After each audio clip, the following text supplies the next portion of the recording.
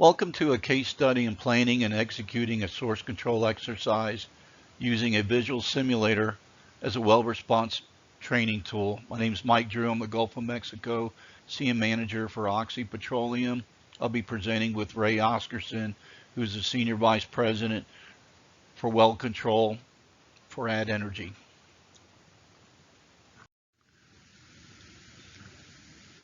The virtual ROV or remote operating vehicle is an interactive ROV simulator that can visualize a subsea capping operation and more. The OGA Well Kill multi-phase simulator is tailor-made to model fluid behavior during a blowout and source control operation. Given a blowout scenario, the physics from OGA Well Kill can be programmed into the virtual ROV. The result is an interactive training tool that can mimic a real-world incident and significantly enhance source control exercises. Spill drills overview. Oil spill containment emergency response to source control exercise should be held routinely. In the Gulf of Mexico and the United States, they're required to be held on an annual basis per BSEE regulations. They can vary greatly in size with objectives, command structure, and etc. Basically, your source control branch, your oil spill containment branch, your logistics monitoring, SIMOPS, finance, public relations, and other key facets to your response plans are all incorporated into your spill response organization, put together in accordance with your plan to show how you could manage a simulated spill control scenario. Source control exercise challenges and lessons learned. Often these spill drills are tied up. A lot of resources can often be very costly. The plan is to make it valuable and successful to get your biggest bang for your buck. Engineers are often very busy, don't want to spend a lot of time at drills, but participants must be engaged in order to be successful during these exercises to show how they can manage a simulated event. In large spills, it's often difficult to keep all groups and participants updated. Operational status and data must be shared continuously through the different organizational elements. So the solution is place screens in all incidents command center rooms showing ROV feeds of the source control operation. This allows for continued visualization of the well status and current operations. It helps mimic or simulate a real-time event and helps keep engaged participants throughout the exercise more efficiently. The virtual ROV simulator was used during the 2017 Mexas exercise scenario with, at the time, Anadarko Petroleum, now Occidental Petroleum, was the operator working with the federal government and many other vendors, creating a scenario for a worst case discharge. The worst case discharge is shown here on the screen to consist of 206,000 barrels per day, API gravity 33, oil type South Louisiana light crude at a GOR of 131 million skips. Workflow to the exercise, similar to other best practices by other operators, shows by the incident notification, you mobilize, assemble a team, initiate an incident command system, you initiate diagnostics, gather data from the reservoir, the casing, directional, the pour and fracking data from the reservoir, assess the blowout scenario, to look at the flow path for the blowout, the exit point of your flow rate, look at your reservoirs, look at your blowout causes or potential causes, and look at the well damage. Part of your assessment is also defining the conditions. Your model, OGA and Prospect, Wellcat, and other modeling has also helped to integrate together to figure out your flow rates and your discharge rates using your pressure gradient. Some of your draft source control procedures, many operators use templates and other pre-existing plans that could be used to tailor for the particular incident, helps define a possible shut-in scenario, and it also helps determine safe operating windows with a high and low case scenarios. Part of workflow also looks at your final procedure as you go through the approval process and getting the right data between your flow engineering teams, your source control, your incident commander, so forth. Reviews and understand the results. You share the results with the other teams. Look at a lot of what if or contingencies for the different scenarios, and make sure you do a proper hazard identification to look at each scenario to make sure it can be done safely. As a result, you submit the procedure for final approval with unified command. You monitor and shut in the operation, and you're prepared to interject or eject us during the exercise to simulate the event. Part of the accomplishment of the MEXUS exercise, instead of starting on day 1 or day 2 or the mobilization phases, we actually fast forwarded the scenario to start on day 3 and day 14, which actually allowed us to simulate the installation of a capping stack and develop a capping stack plan, go through a full shut-in procedure, and also looked at contingencies for cap and flow operations management using the MWC cap and flow equipment installation timelines, which consisted of using up to 29 different vessels identified in the operation, which included a cable laying vessel and an additional rig, multiple construction vessels and supply vessels, modular capture vessel mobilization timeline, shuttle tanker vessels, refineries to be used for the disposal of the oil collected, and used existing Lucius field as an alternate disposal to flow back into an existing field. We also looked at a joint management plan developed by NOAA. We developed joint sampling plans developed with NOAA.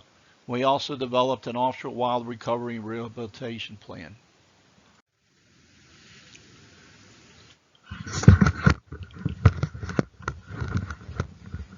Howdy, this is Ray Oskarsen with Add Energy, and I will give a quick introduction to soft shut-in analysis and pressure response curves.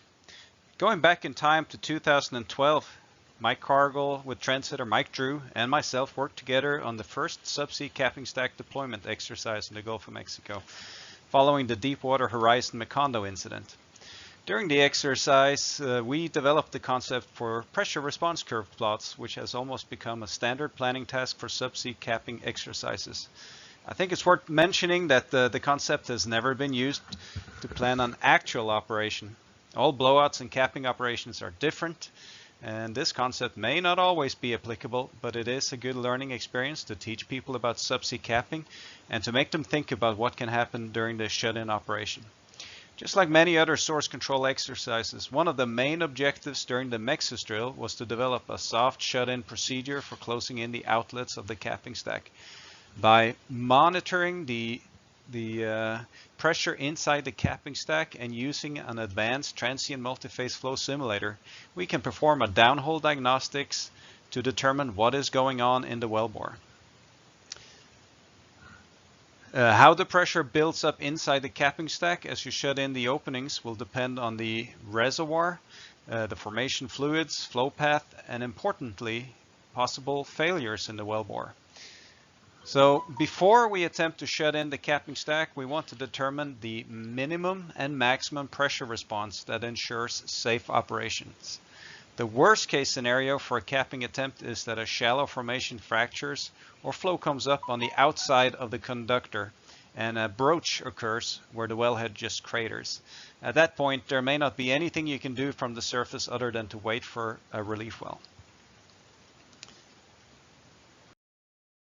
There are many different kinds of subsea capping stacks available. They vary a lot in weight and configuration, but they all have pressure sensors inside and an ROV panel with pressure gauges.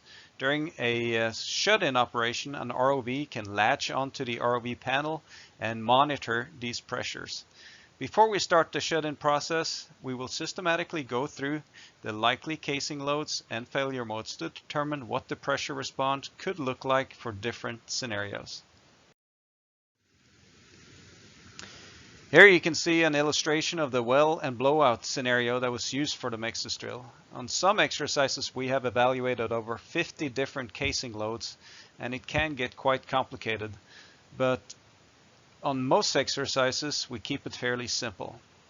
Once we have evaluated the likely casing loads, the source control team will decide what should be the upper and lower boundary and high and low case pressure response.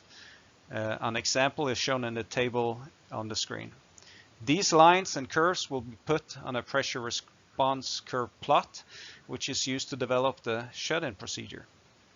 In the example here, there are only 2 outlets that are closed, but this is just shown as an example to illustrate the concept. What is important during the actual soft shut-in is that we record the pressure inside the capping stack and compare it to the PRC plot. As long as the recorded pressure is inside the capping stack, falls in between the minimum and maximum PRC, pressure response curve plot, curves, the outlets can continue to be closed. However, if the recorded pressure is outside the safe operating window, the shut-in operation should be halted and downhole diagnostics performed to determine what the cause of the abnormal pressure reading is. The decision must then be made to continue with the shut-in process or possibly open the outlets back up to relieve pressure and begin a cap and flow operation.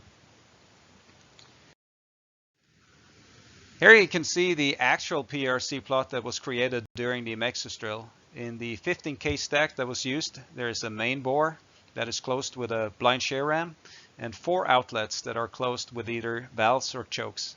As you can see, when the main bore is closed using the ram, the pressure inside the stack is not expected to increase. This is because the total flow area of the 4 outlets is greater than the flow area of the well bore.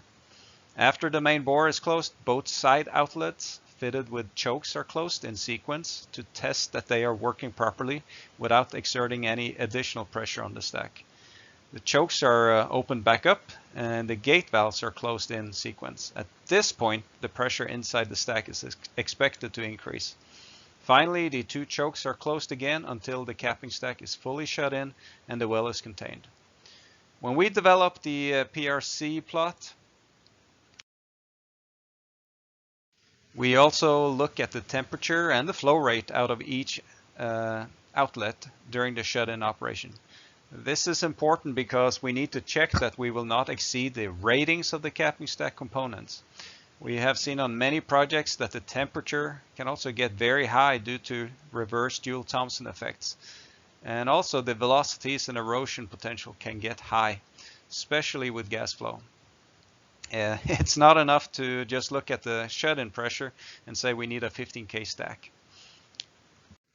Obviously, there's a lot more to shut-in analysis and casing loads than what I have mentioned, but because of limited time, I will pass the baton back to Mike Drieu.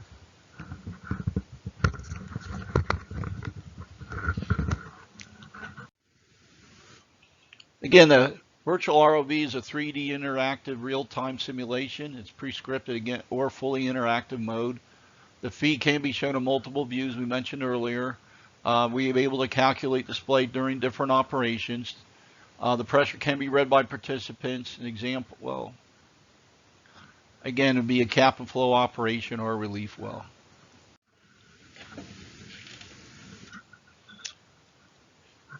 In order, the implementation during the Mexus exercise, the virtual ROV can be run in pre-script and fully interactive mode.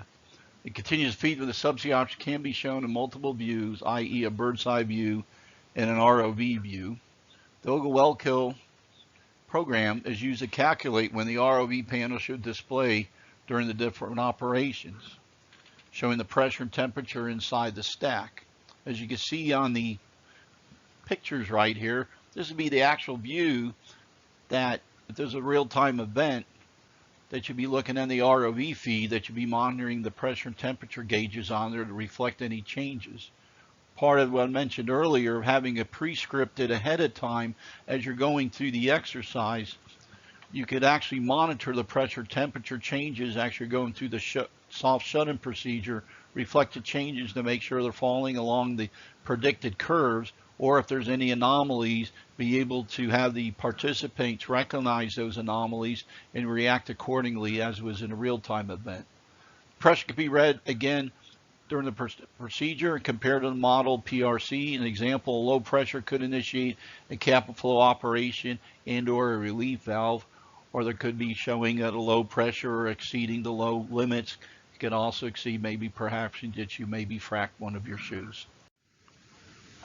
Real-time monitoring via analog gauges. The gauges again are linked to the PNID of the specific capping stack. For this exercise, we use the MWCC single ram capping stack, or the SRCS. The gauges acted depending on the configuration of the center bore and the side outlets.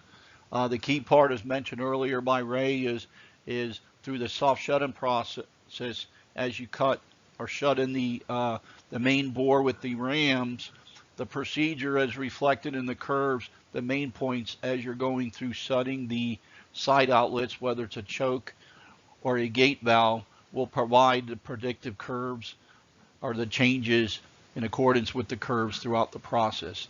The digital readouts at a higher level of resolution, mimicking the response from the digital pressure gauge. Part of the capping stack deployment, again, we fast forwarded the exercise. We actually didn't want to go through the time deploying it down to the depth where you're landing it, obviously, because it would take several hours at the time. It would be a very slow process, but our procedure did reflect that acknowledgement of when the capping stack started the deployment to the point when it was just above the BOP, then landed on the BOP and started the soft shut-in procedure.